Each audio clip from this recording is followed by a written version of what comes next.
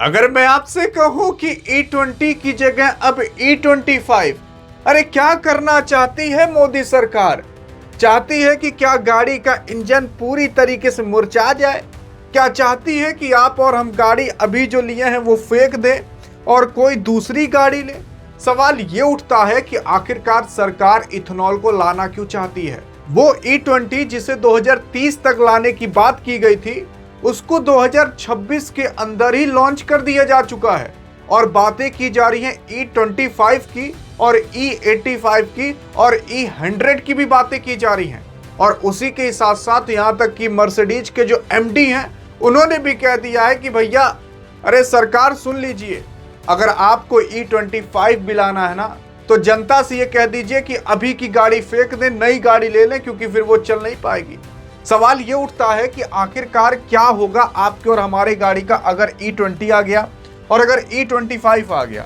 लेकिन E20 होता क्या है यार? देखो, असल में भारत सरकार ने ये सोचा है कि जो गन्ना होता है, जो मक्का होता है, उसको फर्मेंटेशन करके उसमें खमीर मिला करके, जैसे दारू नहीं बनता वैसे ही इथेनॉल बनाया जाता है। हाँ, लेकिन दारू अलग चीज है और इथेनॉल पूरी अलग चीज है, मान लेते हैं। मतलब फर्मेंटेशन करके उसमें खमीर मिला करके, अरे किसमें? जो गन्ना होता है उसमें, जो मक्का होता है उसमें, तब पेर ओर करके कैसे भी करके उसमें से इथेनॉल निकाला जाता है। इथेनॉल को बनाने के लिए, 1 लीटर इथेनॉल बनाने के लिए हजारों लीटर का पानी का इस्तेमाल होता है।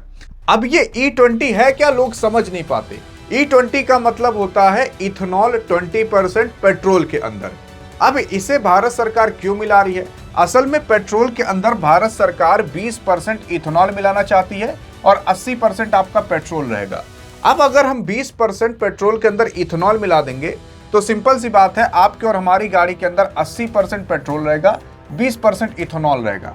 अगर धीरे धीरे कर करके आप और हम 20% इथेनॉल मिला करके गाड़ी चलाने लगे तो सिंपल सी बात है, पहले हमें जितने पेट्रोल की जरूरत पड़ती थी उतने पेट्रोल की जरूरत पड़ेगी नहीं, क्योंकि 20% तो हम इथेनॉल मिला ले रहे हैं, क्योंकि उसी में ही मिक्स होकर आएगा इथेनॉल और पेट्रोल। अब इससे होगा क्या? इससे यह होगा कि भारत सरकार को 20% पेट्रोल की जरूरत कम पड़ेगी। अगर 20% पेट्रोल की जरूरत कम पड़ेगी तो भारत सरकार पेट्रोल जो देश और विदेश से मंगाया करती थी वो मंगाएगी नहीं। तो जो हमारा खर्चा होता था विदेशों में तेल मंगा करके, आप देखते नहीं थे कि भारत सरकार कभी रूस से तेल मंगा रही है, कभी सऊदी अरब से मंगा रही है, कभी वेनेजुएला से मंगा रही है। तो भारत ये जो डिपेंड था दूसरे देश के ऊपर तेल को लेकर के, ये डिपेंडेंसी पूरी तरीके से खत्म हो जाती। और दूसरी चीज, जब इथेनॉल आप तेल में मिला दोगे ना, तो इससे प्रदूषण कम होगा, गाड़ी से धुआं कम निकलेगा। हाँ निकलेगा, लेकिन काफी हद तक कम हो जाएगा। तो इस वजह से इथेनॉल लाना जरूरी है। लेकिन इथेनॉल को लाने की सोचा गया था कि भैया 2030 तक पहले पूरा इंफ्रास्ट्रक्चर डेवलप कर लें, फिर जनता को बताएं कुछ ऐसा होने वाला है, तब जाकर कहीं E20 लाते, ऐसा सोचा गया था। लेकिन इतना खोई पकड़ लिया कि 2026 के अंदर ही ले आए। अब इथेनॉल के लिए आपका और हमारा इंजन बना नहीं है, अरे गाड़ी का इंजन बना नहीं है, तो गाड़ी में अगर आप पेट्रोल तो मिला रहे हो, लेकिन उसी पेट्रोल में ही अब भैया इथेनॉल भी मिलकर आएगा। अब इथेनॉल जो मिलकर आएगा उसके लिए आपकी और हमारी गाड़ी बनी नहीं है इथेनॉल के लिए, मतलब उसका इंजन बना नहीं है, वो झेल ले इथेनॉल को। तो उससे होगा क्या? इंजन में जो मशीनें लगी रहती हैं उसमें मूर्छा जम सकता है, कोरोजन लग सकता है, जो इंजन के अंदर प्लास्टिक का, रबड़ का इस्तेमाल हुआ रहता है वो कट सकता है, घिस सकता है। तो इस वजह से जो इंजन है वो खराब होना चालू हो जाएगा इथेनॉल मिला करके। और ऐसे कई सारी गाड़ियों में देखा भी गया है और अभी देखा जा रहा है। हाल फिलहाल अभी उतने केसेस आपको नहीं दिखाई देंगे जितने केसेस आपको 6 महीने बाद दिखाई देंगे, क्योंकि इसका असर धीरे धीरे करके गाड़ी पर होगा। मतलब आपकी और हमारी गाड़ी बनी पेट्रोल के लिए है, उसमें अगर आप इथेनॉल डालोगे तो नुकसान होगा। अब दूसरी चीज, यहां पर माइलेज भी आपको कम मिलेगा। माइलेज कम मिलने का मतलब क्या है? मतलब जो गाड़ी आपकी पेट्रोल डाल करके पहले 50 किलोमीटर तक चली जाती थी, अब वही इथेनॉल और पेट्रोल मिला करके केवल और केवल 40-45 किलोमीटर तक जाएगी। तो हमें वापस से तेल डलाना पड़ेगा। तो इससे आपको और हमारा खर्चा बढ़ जाएगा, घटेगा नहीं, क्योंकि जो एवरेज आपकी और हमारी गाड़ी देती थी, जो माइलेज देती थी, वो माइलेज देगी नहीं, कम से कम 5 से 10%। अब ये सरकार का कहना है। मान लेते हैं आपकी और हमारी गाड़ी थोड़ी पुरानी हो गई हो, उसका इंजन वैसे ही एकदम खत्म होने पर आया हो, उसी पर आप इथेनॉल में मिला दो तो उसका माइलेज 5-10% की जगह और भी ड्रॉप हो सकता है। यानी कि जिनकी गाड़ी थोड़ी पुरानी है उनका माइलेज और ड्रॉप हो सकता है। ऐसा कोई और नहीं बल्कि केजरीवाल साहब कह चुके हैं।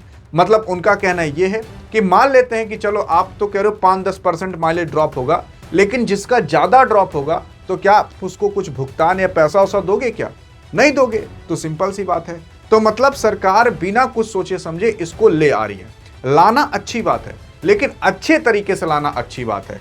मतलब यहाँ पर कुछ भी बिना सोचे समझे कुछ भी करके ये लोग सोच रहे हैं कि हम कैसे भी करके इथेनॉल को इंडिया में ले आए।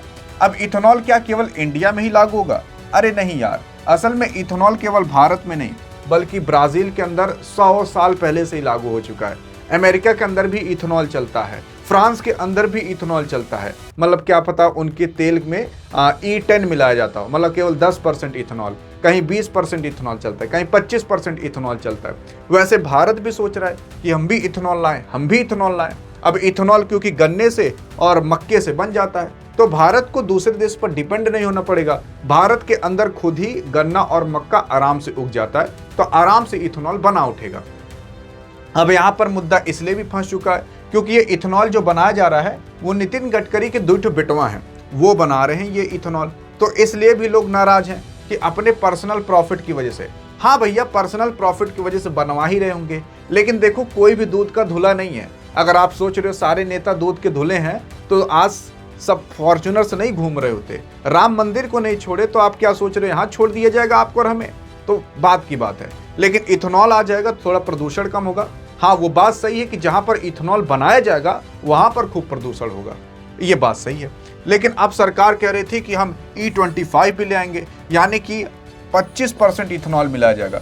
अब 25% जैसी इथेनॉल सुनी ना तो कार की कंपनियां कहती हैं, गाड़ी यानी कि मोटरसाइकिल कंपनियां कहती हैं कि सरकार यार 25% इथेनॉल चल नहीं पाएगा, या अगर आप 25% इथेनॉल कहते हो मिलाने के लिए ना तो कह दीजिए गाड़ी फेंक दें, वो लोग नई गाड़ी ले लें। क्योंकि अब जो गाड़ी आ रही है वो फ्लैक्सी गाड़ी आ रही है जो इस इथेनॉल को झेल सकती हो। तो ये पूरा का पूरा बवाल फंसा हुआ है। आपकी और हमारी गाड़ी E20 पर भी खराब होगी, ऐसा नहीं कि नहीं खराब होगी। बड़ी बड़ी गाड़ियां जो 40-40 लाख की, 70-70 लाख की, 1-2 करोड़ की हैं, जो केवल प्योर पेट्रोल के लिए बनी है, अब अगर उसमें इथेनॉल मिलाओगे तो उनका बहुत घाटा होगा। सरकार को ये कहना चाहिए था कि 2030 तक इथेनॉल आ जाएगा। अब जो गाड़ियां लेना आप लोग फ्लेक्सी वाली गाड़ियां लेना, तब तक 2030 तक 4-5 साल बाद लोग लगभग 90% तक लोग इथेनॉल वाली गाड़ी ले लेते, तो आराम से इथेनॉल वाली गाड़ी पर चलते। लेकिन सरकार सोची नहीं। या फिर सरकार को ये करना चाहिए था कि यार पेट्रोल पंप पर व्यवस्था करा दें, अगर आपको प्योर पेट्रोल डलवाना है प्योर पेट्रोल डलवा लो, नहीं तो E20 डलवा लो, अगर आपकी गाड़ी E20 झेल सकती हो तो। लेकिन सरकार कही नहीं, 2030 तक इंतजार ही नहीं करेंगे, हमें बहुत तेज अंदर मच रहा है, जल्दी से ले आए, और ले आए 2026 में ही।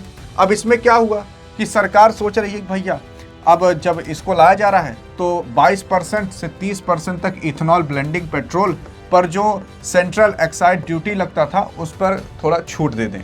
BIS यानी कि ब्यूरो ऑफ इंडिया स्टैंडर्ड की तरफ से ज़्यादा इथेनॉल वाले फ्यूल के लिए स्टैंडर्ड तय करने का, ऐसा भी सरकार सोच रही है। लेकिन यहाँ पर मेन मुद्दा ये फंस जाता है कि यार देखो, जो E20 गाड़ी आ रही है, मतलब E20 जो तेल आएगा उसमें 20% इथेनॉल मिला रहेगा। इससे घाटा ये है कि इंजन खराब होना चालू हो जाएंगे, तो इससे आपका और हमारा ही खर्चा बढ़ेगा, ज़्यादा तेल डलवाना पड़ेगा, क्योंकि जो अभी की गाड़ियां हैं वो ज़्यादा माइलेज नहीं देंगी। अगर आप ये सोच रहे हो कि यार E20 आने के बाद भारत को तेल विदेश से कम खरीदना पड़ेगा, गलत बात है।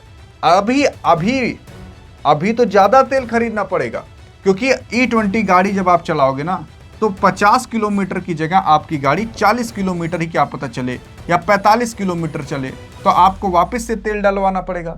वापस से तेल डलवाओगे तो बात की बात है कि आप 80% ही पेट्रोल ले रहे हो, 20% आप इथेनॉल ले रहे हो। लेकिन जब 2 बार डलवाओगे आप तेल, तो भैया सिंपल सी बात है, तो पेट्रोल तो इतना इस्तेमाल हुआ। चाहे एक बार में पूरा डलवा लेते पेट्रोल या 2 बार में थोड़ा थोड़ा करके डलवाए, तब भी तो उतना इस्तेमाल हुआ। इसका असर तब पड़ेगा जब भारत के अंदर फ्लेक्सी इंजन वाली गाड़ियां आ जाएंगी जो सब कुछ झेल सकें, मतलब इथेनॉल भी झेल सकें, पेट्रोल भी झेल सकें। तब उसमें माइलेज आपको ठीक मिलेगी, तब उसमें आपको एवरेज ठीक मिलेगा, तब आप 50 किलोमीटर ही जा पाओगे। अभी सरकार कह रही थी कि E25 भी ले आएंगे। अरे E25 ले आते ना तो आपकी और हमारी गाड़ी 10-20 दिन में धुकुर धुकुर करने लगती, कहती कि हाँ अब नहीं चल पाएंगे, क्योंकि गाड़ी बनी थी पेट्रोल के लिए, उसमें आप इथेनॉल डाल रहे हो। इथेनॉल लाना अच्छी बात है, लेकिन भैया पहले जनता को बता दो, फिर उसके बाद सारा सोच समझ कर काम करो।